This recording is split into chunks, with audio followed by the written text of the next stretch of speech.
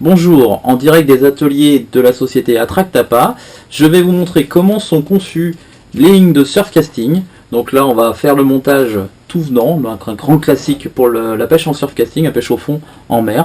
Donc je vous présente comment va être montée cette ligne de A à Z, sachant qu'elles sont commercialisées comme cela. Elles sont montées par mes soins, à la main, une par une. Donc il faut compter 7 à 8 minutes par ligne. L'intérêt de ces montages, c'est qu'ils sont montés directement avec des points collés au niveau des ligatures, ce qui est beaucoup plus résistant et il n'y a pas de point de faiblesse sur la ligne.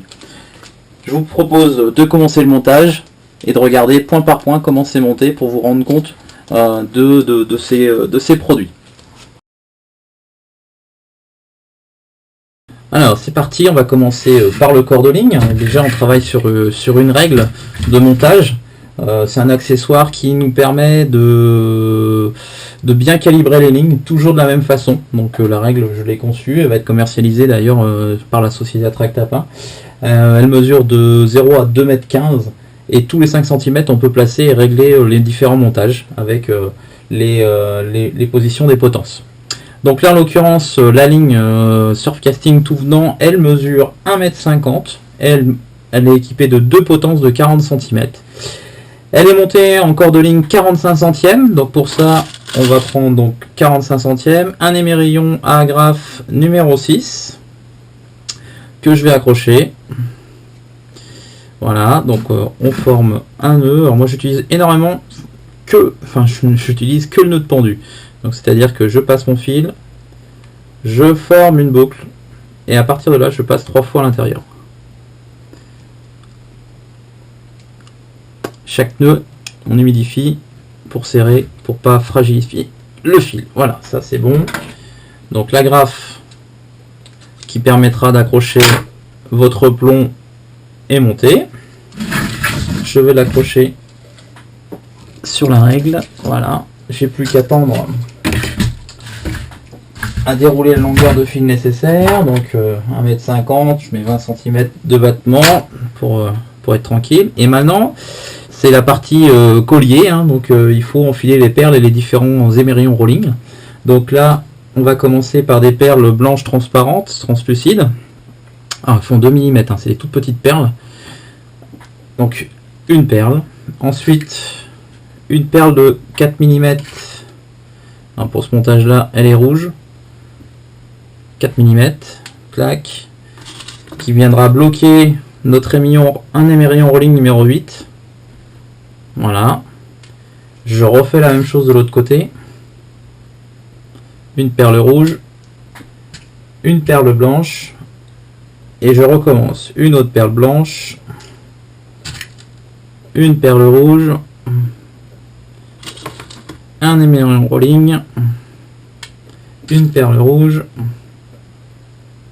et enfin une perle blanche.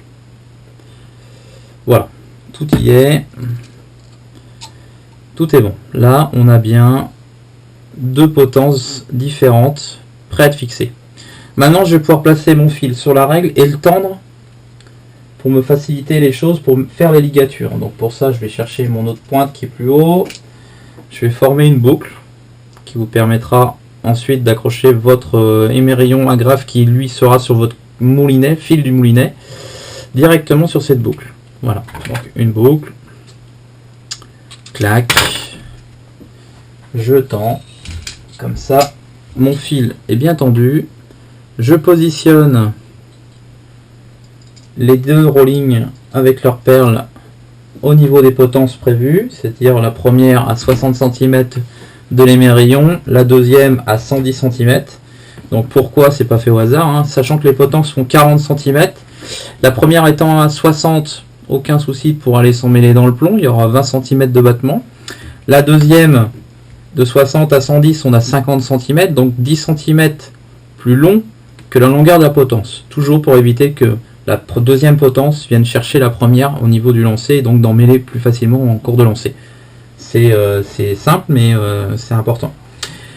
Maintenant les ligatures. Les ligatures, c'est fait avec du nylon, un autre nylon donc. Donc là, on va prendre des morceaux de 30 cm de 30 centièmes. 30 centièmes, c'est plus fin, ça permet de faire des ligatures plus propres. Donc là, on va pincer le fil au milieu pour former une boucle. Et ensuite, je vais la positionner sur le fil et faire un nœud ligature avec 3 tours. Donc je fais 3 tours ligature et je passe dans cette boucle. Et là, je tire. Je tire, tac, et je positionne. Ensuite, je coupe l'excédent de fil des deux côtés et je recommence de l'autre côté. Je mets en butée mes perles et mon rolling et je fais la deuxième ligature de l'autre côté. Voilà, pour bloquer. Voilà, ça c'est fait. Comme ça, déjà là, il bouge plus beaucoup. Et pour assurer et pour être sûr que ça ne bouge plus, un point de colle cyanolite sur les ligatures.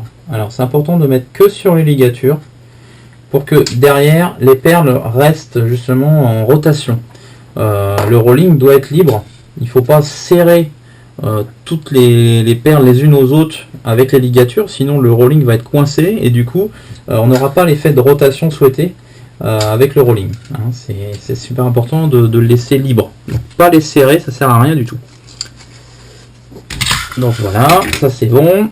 Hop, on recommence sur celui du bas. Deuxième potence.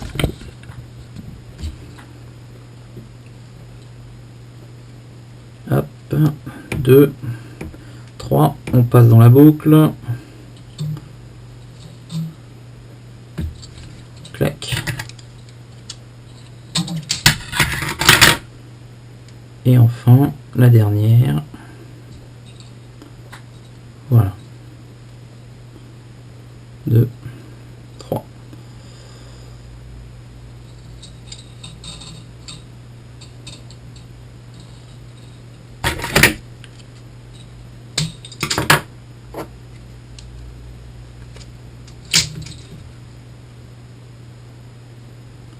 Voilà, c'est collé, ça bouge plus. Maintenant, dernière étape, les bad lignes, donc les potences. Là, sur cette ligne-là, c'est du fluorocarbone en 40 centièmes, équipé d'hameçons longs pour le léchage d'un verre, hein, donc avec œillet, donc plus facile à monter. Donc là, on passe le 40 centièmes dans l'œillet, on laisse dépasser un petit peu, et on forme une boucle au niveau de l'œillet. Vous allez comprendre pourquoi tout à l'heure je ne monte pas l'hameçon sur sa hampe. Hop, voilà. Donc je forme une petite boucle, à peu près 5 mm de longueur. Et surtout, l'excédent de fil, je ne le coupe pas à ras. Je laisse au moins 5 mm aussi. 5 à 6. Voilà. Donc ça, c'est très important. Ça peut paraître bizarre, mais je vais vous l'expliquer. C'est très logique. Le petit excédent de fil de la boucle représente comme un poil de balai en fait. Il est assez court pour être assez raide. Et lorsque vous allez enfiler votre verre sur l'hameçon et donc sur le fil, il va servir à retenir votre verre pour éviter qu'il glisse trop vite. Donc il a une utilité et c'est très important pour retenir vos différents appâts. Ensuite la boucle, c'est assez logique aussi. Lorsqu'on pêche au leurre, on utilise rarement des agrafes fermées, on utilise souvent des agrafes assez rondes pour que ça donne une amplitude de mouvement. Et bien là, toujours tout pareil, la boucle va permettre à l'hameçon d'avoir une amplitude de mouvement largement plus forte que si on avait fait une ligature sur l'hameçon. Du coup, votre appât aura un aspect beaucoup plus naturel au fond de l'eau. Donc le nœud est aussi, le choix du nœud a été important pour pouvoir présenter l'appât au mieux au fond de l'eau. Donc là, on a dit 40 cm de long, donc on va couper un petit peu plus long. Tac, on pointe 40 cm sur la règle. J'ai mon repère et on va venir l'installer sur le rolling, toujours avec le même nœud. Hein. Moi, j'utilise toujours le nœud de pendu. Il est simple, il est efficace, il n'est pas fragile. Pareil, 3 fois. Clac, première potence, c'est fait. Donc ce montage là n'a pas de perles au niveau de l'hameçon, c'est un montage standard, il n'y a pas besoin de mettre de perles, on peut en rajouter si on veut, hein, c'est pas compliqué. Les montages à perles c'est plutôt pour poisson plat, donc c'est un autre montage qui lui est monté sur un badling en nylon rouge, donc le voici. Là on a justement effectivement des perles phospho pour pouvoir pêcher de nuit et éclairer un petit peu au fond de l'eau directement et attirer les poissons plats qui sont assez sensibles à ce genre de perles. Donc là on a dit clac, l'hameçon, on tourne, on fait la boucle, on passe dedans.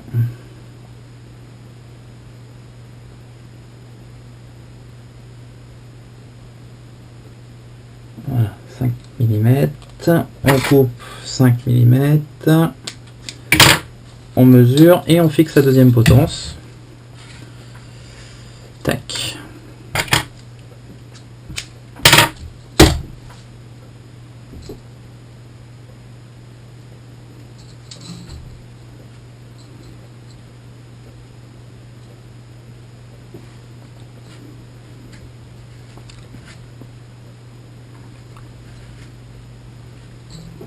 Voilà. Donc là du coup la ligne elle est terminée, les deux potences sont équipées, il n'y a plus qu'à l'enrouler autour du plioir, donc plioir de 15 cm par 5 cm, assez rigide. Hop, on attrape les mérillons, on commence par lui et on enroule.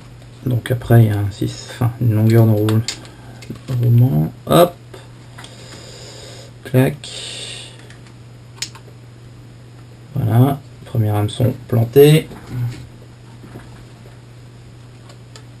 Et on replique le fil. Voilà.